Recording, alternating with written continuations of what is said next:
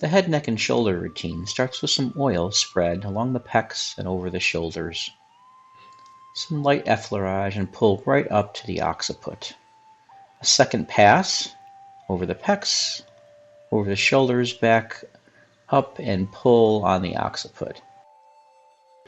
A third time around and to the occiput.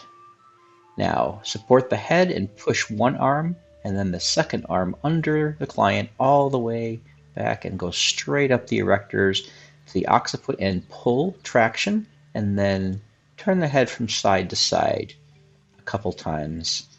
A nice movement back and forth.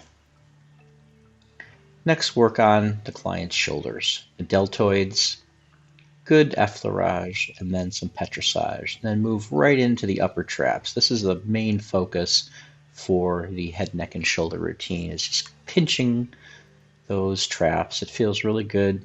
A lot of people carry their tension up in the upper traps, and so it's a great idea to really move those muscles around.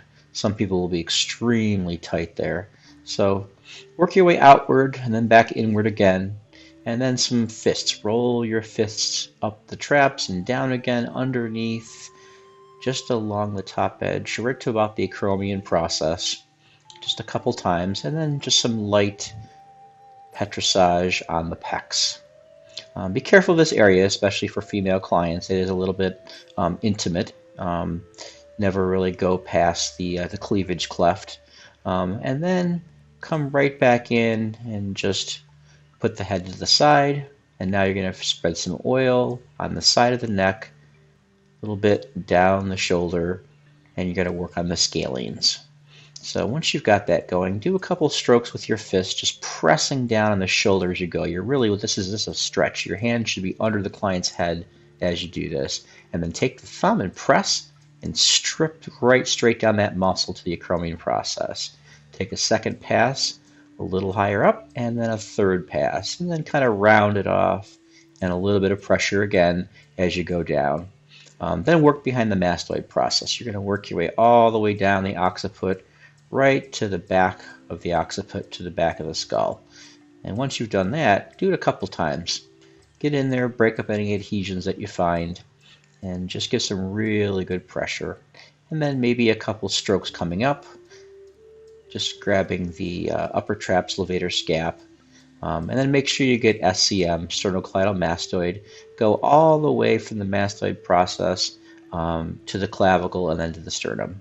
And then simply turn the head and do exactly the same thing on the other side.